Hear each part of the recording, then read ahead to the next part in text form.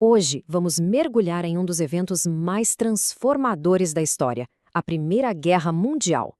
Na época, ela era conhecida como a Grande Guerra. E não é para menos. Foi um conflito tão massivo, travado na terra, no mar e até no ar, que literalmente redesenhou o nosso planeta. E essa frase, ela resume bem a tragédia. Pensa só, 32 nações envolvidas, manchando o mundo com o sangue de sua própria gente. A escala é algo difícil de compreender. Mais de 70 milhões de soldados foram mobilizados para um dos conflitos mais sangrentos que a humanidade já viu.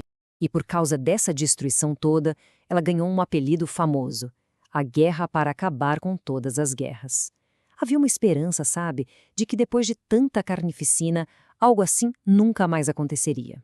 Mas, pois é, a história tinha outros planos e a ironia aqui é bem pesada.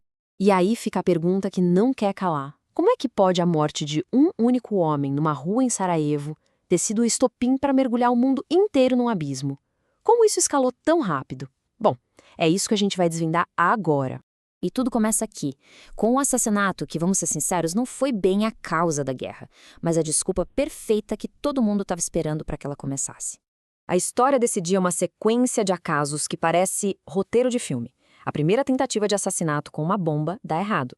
O arquiduque, querendo mostrar que era corajoso, decidiu visitar os feridos no hospital. Só que no meio do caminho a comitiva se perde. O motorista erra a rua e na hora de manobrar para voltar, o carro para. E ele para onde? Exatamente na frente de um dos assassinos, Gavrilo Príncipe, que já tinha até desistido do plano e estava ali tomando um café. Um momento de azar trágico que mudou o curso da história para sempre. Pois é, o assassinato foi a faísca, mas a Europa já era um verdadeiro barril de pólvora. Estava cheia de tensões, de rivalidades, de alianças secretas, só esperando um motivo qualquer para explodir. O continente estava basicamente dividido em dois grandes blocos. De um lado, a Tríplice Aliança, com a Alemanha, uma potência em ascensão, no centro. Do outro, a Tríplice Entente, que unia França, Grã-Bretanha e Rússia, principalmente por desconfiança do poder alemão. O sistema, que na teoria era para manter a paz, na prática virou um gatilho. Um ataque a um país significava guerra com todos os seus aliados. Era um verdadeiro efeito dominó esperando para acontecer. Então, o ponto-chave é que não era um problema só, eram várias camadas de conflito. A França ainda estava engasgada com a derrota para a Alemanha anos antes. A Grã-Bretanha não gostava nada de ver a marinha alemã crescendo. E os Balcãs? Os Balcãs eram uma confusão de etnias infelizes, o verdadeiro barril de pólvora da Europa. E aqui a gente vê o dominó caindo.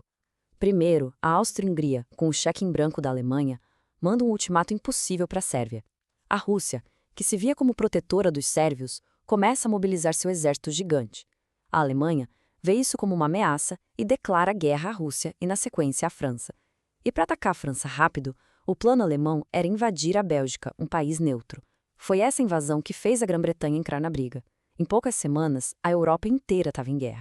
Agora, vamos avançar um pouco no tempo para entender como essa guerra, que todo mundo achou que ia ser rápida, se tornou um dos cercos mais longos e brutais da história. Todos os planos de uma vitória relâmpago foram por água abaixo. Os dois lados cavaram quilômetros e mais quilômetros de trincheiras que iam da Suíça até o mar, e a guerra na frente ocidental virou uma batalha de desgaste.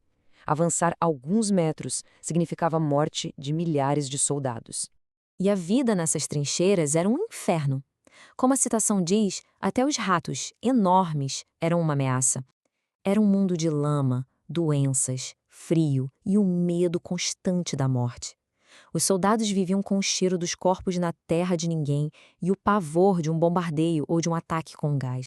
E essa foi uma guerra de inovações terríveis. Foi a primeira vez que armas como o gás mostarda, que queimava a pele e os pulmões, os tanques de guerra e os aviões foram usados em massa. A mesma tecnologia que prometia um futuro de progresso estava agora sendo usada para matar em escala industrial. Mas o conflito não ficou só na Europa, não. Por causa dos grandes impérios coloniais da época, a guerra acabou se espalhando pelo mundo todo. Tivemos batalhas na África por causa das colônias alemãs. Lá no Pacífico, o Japão aproveitou a chance para expandir seu território. E no Oriente Médio, os britânicos apoiaram a famosa revolta árabe contra o Império Otomano. Soldados da Índia, Austrália, Canadá, de todo o canto do mundo, foram mandados para lutar e morrer na Europa. E a entrada dos Estados Unidos em 1917 foi um ponto de virada decisivo. A Alemanha apostou tudo na guerra submarina, afundando qualquer navio que se aproximasse da Grã-Bretanha, inclusive navios americanos. Isso foi a gota d'água e forçou os Estados Unidos a entrarem na guerra, trazendo tropas e recursos novos para um conflito que já estava esgotando todo mundo. Depois de 4 longos e terríveis anos, a guerra finalmente terminou. Mas as suas consequências, essas iriam moldar o restante do século XX. O custo humano é algo difícil até de imaginar. Estima-se que cerca de 15 milhões de pessoas morreram, entre soldados e civis. Uma geração inteira foi simplesmente dizimada nos campos de batalha da Europa. E esse gráfico aqui dá uma boa ideia da dimensão do esforço de guerra. A França, por exemplo, mobilizou quase 17% de toda a sua população. O Império Alemão, mais de 15%.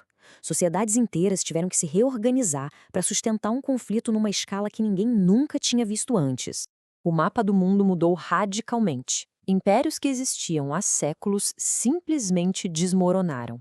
O Império Russo caiu com a Revolução Bolchevique, o Austro-Húngaro e o Otomano se despedaçaram, dando origem a novos países e, claro, a novas tensões que, em alguns casos, duram até hoje. A paz que veio depois foi, no mínimo, problemática. O famoso Tratado de Versalhes jogou toda a culpa da guerra nas costas da Alemanha. Forçou o país a pagar reparações absurdas, a entregar territórios e a se desmilitarizar. Isso tudo gerou um sentimento profundo de humilhação e de vingança no povo alemão. E aqui a gente termina com uma reflexão. As condições duríssimas do Tratado de Versalhes, somadas à crise econômica e ao trauma da guerra, criaram um ambiente perfeito para o surgimento de ideologias extremistas. 20 anos depois, o mundo estaria em chamas de novo, numa guerra ainda pior. No fim das contas, a Grande Guerra não acabou com guerra nenhuma. Ela só preparou o terreno para a próxima.